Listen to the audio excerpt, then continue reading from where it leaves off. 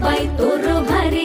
दिसते भारी गणपतीची स्वारी अन आला धादिस मामाच्या घरी मालवण चिपळूण सावंतवाडी माझ्या कोकण गावांचो दिमाग भारी